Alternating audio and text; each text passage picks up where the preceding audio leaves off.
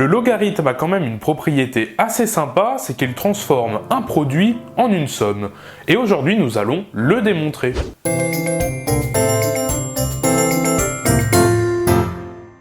Salut, aujourd'hui nous allons démontrer une propriété fantastique du logarithme népérien. Cette propriété, c'est la suivante. Quels que soient les nombres a et b des réels strictement positifs, eh bien ln de ab c'est égal à ln de a plus ln de b. Et donc nous allons démontrer que cette propriété, eh ben, elle est vraie. Parce qu'effectivement on pourrait très bien dire quelque chose qui est totalement faux, mais en tout cas ça c'est totalement vrai et ça on va le prouver. Alors en fait ici on va le prouver de deux manières différentes. Ça se trouve il y en a même plusieurs, hein, plus que deux, il y a plusieurs façons toujours de répondre à une question en maths. Mais là en tout cas on va en faire deux. La première façon de faire, sûrement la technique la plus, on va dire, intuitive, c'est d'utiliser la fonction exponentielle. Parce que tu le sais, quand il y a du logarithme qui apparaît dans un problème en maths, souvent on va utiliser l'exponentielle pour le faire disparaître. Et en général, on va résoudre le problème avec de l'exponentielle. Et bien ici, justement, c'est ce qu'on va faire. Déjà, la première chose qu'on peut dire, c'est que la fonction exponentielle est injective. Alors ça c'est juste du vocabulaire pour ta culture générale, t'es pas obligé de le savoir, mais dire qu'une fonction est injective, ça veut dire que si f de x est égal à f de y, alors x est égal à y. Et ça c'est une propriété qui est vérifiée par l'exponentielle. Autrement dit, l'exponentielle de x est égal à l'exponentielle de y.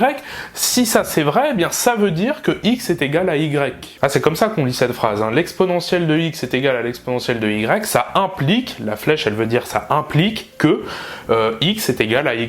Maintenant, ce que je vais faire, c'est remplacer le x ici par ln de ab. Tu vas voir, ça va bien se goupiller. Exponentielle de ln de ab.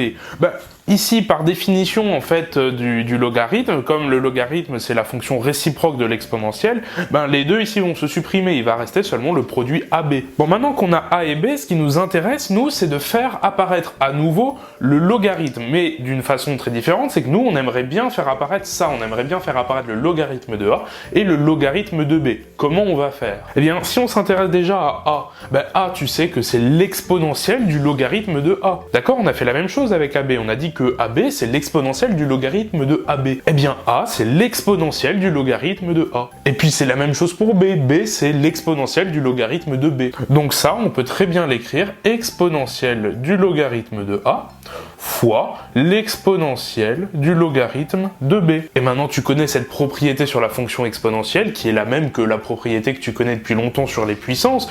Comme on a un produit ici d'exponentielle, il suffit d'additionner les exposants. On se retrouve donc avec exponentielle de ln de A plus ln de B. On vient donc de démontrer ici, par ici une suite d'égalités, que l'exponentielle de ln de AB est égale à l'exponentielle de ln de a plus ln de b. Mais rappelle-toi de la propriété qu'on a marquée au début. Si on a exponentielle x qui est égale à exponentielle de y, alors x est égal à y. Et bien maintenant, il suffit d'identifier x et y. Ici, c'est quoi notre x? C'est quoi notre y? Notre x, c'est ln de ab, et notre y, c'est ln de a plus ln de b. Donc ici, on peut conclure en utilisant la propriété qu'on a marquée au tout début, on peut conclure en disant que du coup, ln de ab, c'est égal à ln de a plus ln de b. Et donc ça y est, on a terminé la démonstration. On peut mettre ici un petit carré noir pour dire que c'est la fin de notre démo. Bon, tu vois, ici dans cette démo, il n'y avait pas beaucoup d'astuces, il fallait simplement connaître la propriété sur l'exponentielle qui nous dit que l'exponentielle x est égal à l'exponentielle de y. Ça veut dire que x est égal à y, et après il suffit de bidouiller avec a et b, comme on l'a fait ici, et on retrouve très bien ici notre égalité finale. Allez, on passe tout de suite à la deuxième méthode, tu vas voir, elle est un peu plus compliquée, mais elle est quand même vachement intéressante. En fait, ce qu'on va faire ici, c'est pas utiliser la fonction exponentielle, mais utiliser la dérivée du logarithme, puisqu'on connaît la dérivée du logarithme, on sait que c'est la fonction inverse. Bon, on écrit donc ce que l'on sait, donc on sait que la dérivée du logarithme, c'est la fonction inverse, et pour une fonction f qui va de r plus étoile dans r plus étoile, et un nombre a qui appartient à r plus étoile, eh bien, df de ax sur dx, c'est égal à a fois f' de ax. Ça veut dire quoi? Eh bien, ça veut dire que si on a une fonction f auquel, eh bien, on a multiplié la variable par un nombre a, et qu'on dérive ceci selon notre variable x, eh bien, en fait, notre a, il va se dupliquer et il va sortir de notre fonction lorsqu'on va dériver. C'est-à-dire que ici, notre a, tu vois, on l'a dupliqué, on l'a mis à gauche, et on multiplie a par la dérivée, donc f' évaluée en ax. Bon, du coup, rappelle-toi, on veut montrer que ln de ab, c'est égal à ln de a plus ln de b.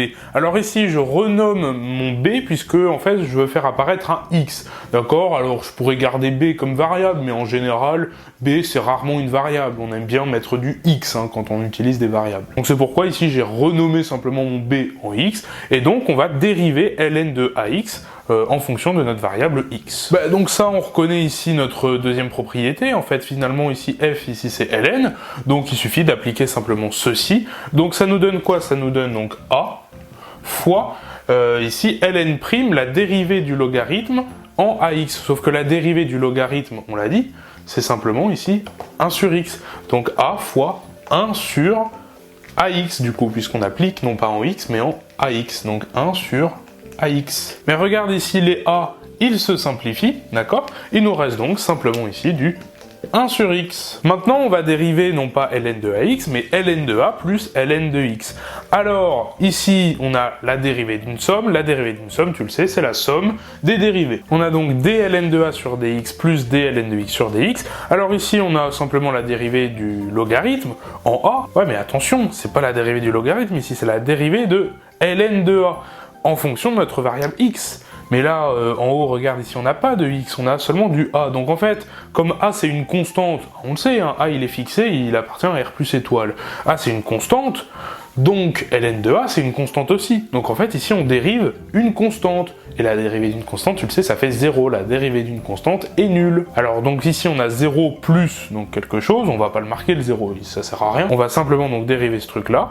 dln de x sur x, ça on sait, on l'a vu tout à l'heure, c'est simplement 1 sur x. Donc ici, il nous reste simplement du 1 sur x. Eh ben regarde, 1 sur x, on a la même chose, donc c'est gagné. On a deux fonctions qui ont la même dérivée, donc ce sont les mêmes fonctions. Donc c'est parfait, on a les mêmes fonctions, on a gagné ln de ax est égal à ln de a plus ln de x. Allez, je te laisse quelques secondes pour mettre un commentaire et me dire que ce que je viens de dire c'est complètement n'importe quoi, puisque non, c'est totalement faux. C'est pas parce que deux fonctions ont la même dérivée que ce sont les mêmes fonctions. La preuve, voici deux fonctions f et g, définies comme ceci. F de x c'est 3x plus 5, g de x c'est 3x moins 7. C'est quoi la dérivée de f? F' de x, ici c'est quoi? Pas très compliqué, c'est 3, d'accord? Et ici, la dérivée de g, g' de x, pareil, pas très difficile, c'est 3 aussi. Donc regarde, f et g ont la même dérivée, on tombe sur 3, mais pourtant c'est pas les mêmes fonctions. Ici on a plus 5, ici on a moins 7, c'est pas pareil. En revanche, comment on peut distinguer ces deux fonctions? Je l'ai dit, ici on a du plus 5, ici on a du moins 7. Et en fait, ici c'est plus 5 et c'est moins 7, eh bien ils apparaissent pas dans la dérivée. Pourquoi? Parce que ce sont simplement des constantes additives. Oui, il n'y a pas de x au niveau du 5, au niveau du 7, et en fait ce sont des constantes qui sont additionnées ou soustraites, mais une soustraction c'est une addition, d'accord, à tout ce qui reste dans la fonction. Donc ce sont des constantes additives, et les constantes additives, quand on les dérive, ça fait 0. C'est pour ça qu'elles n'apparaissent pas dans les dérivées, parce que ce sont des constantes additives. Donc par contre, si deux fonctions ont la même dérivée, elles sont égales si et seulement si elles ont la même constante additive. Et comment vérifier que deux fonctions ont la même constante additive? Ici, il faudrait vérifier que 5 est égal à moins 7. Bon, ça c'est évidemment faux, mais en fait, il faudrait faire disparaître ici les x. Donc en fait, il faudrait évaluer ici la fonction en 0. Effectivement, si tu calcules f de 0, je vais le faire, regarde, f de 0, ça fait quoi? Tu remplaces le x par 0, il te reste quoi? Il te reste 5. Et g de 0, tu remplaces le x par 0, il te reste seulement moins 7. Et là, regarde, 5 et moins 7, ce ne sont pas les mêmes nombres, donc évidemment, f et g, ce ne sont pas les mêmes fonctions. Donc pour vérifier que deux fonctions ont la même constante additive, il suffit d'évaluer les fonctions en un certain nombre. Alors ici, j'ai choisi 0 parce que ça se goupille bien, mais tu vas voir qu'avec le logarithme, ça va pas forcément être la même chose. Oui, si j'évalue en 0, je remplace x par 0, je vais avoir quoi?